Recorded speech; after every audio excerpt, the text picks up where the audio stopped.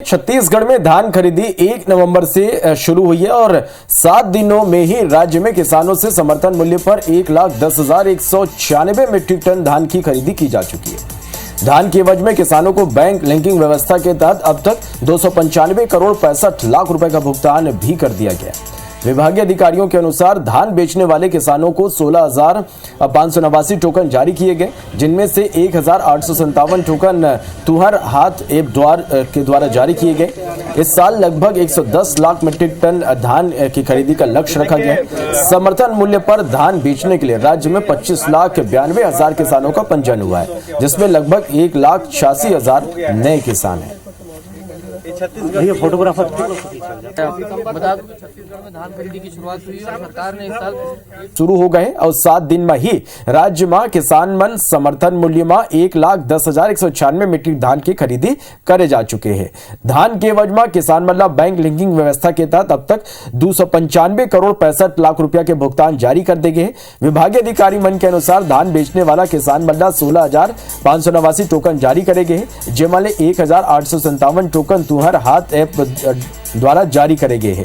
ये साल लगभग 110 लाख मीट्रिक टन धान खरीदी के लक्ष्य।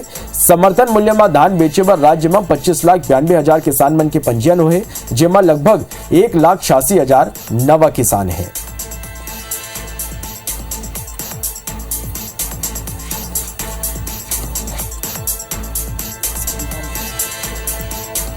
और ये खबर में ज्यादा जानकारी के संग हमारे सहयोगी सौरभ परिहार हमारे खरा जुड़ गए। सौरभ, 1 नवंबर ले धान खरीदी की शुरुआत हुए, बम्पर खरीदी अब तक हो चुके हैं।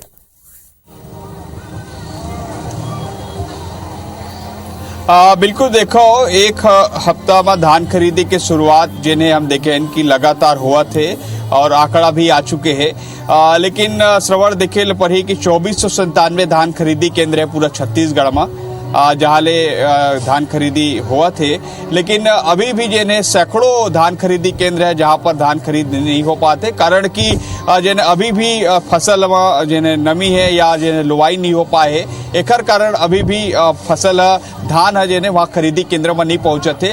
लेकिन एकर से पहले जिन 2497 धान खरीदी केंद्र है वहाँ पर बारदाना के व्यवस्था कर लिए गए, वहाँ पे हाट की व्यवस्था कर लिए गए, सभी व्यवस्था पूरी तरीके से कर लिए गए। किसान मन जिमन भले ही धान बेचे ला नहीं आवा थे कबर क्योंकि धान नमी है या धान लुआए नहीं है, तो उ मन जिन्हें हमर टोकन एक तुहर टोकन हाथ में एक ऐप जिन बने हैं ओमा से भी जिन्हें ऐप अपन टोकन कटवाते, एक तरीके से सीधे तौर पर वहां पहुंच के भी जिन्हें अपन टोकन कटवाते। तो कुल मिला के पूरा कार्यक्रम जिन्हें बन चुके, पूरा तैयारी हो चुके और 110 लाख मीट्रिक टन धान खरीदी के लक्ष्य रखे गए हैं। अब देखे लो ही कि 31 जनवरी तक है एक पूरा खरीदी हुई और मालूम हो कि एकले पहले काफी विवाद हो रही से कि धान खरीदी की तारीख ला, लेकिन मुख्यमंत्री भूपेश बघेल किसान मन की बात ला सुनी से और किसान मन के जिन पहली ले जिन धान बोए रही थे किसान उखर बात ला सुनते हुए कही कि 1 नवंबर राज्योत्सव के दिन से ही धान खरीदी की शुरुआत हो चुके हैं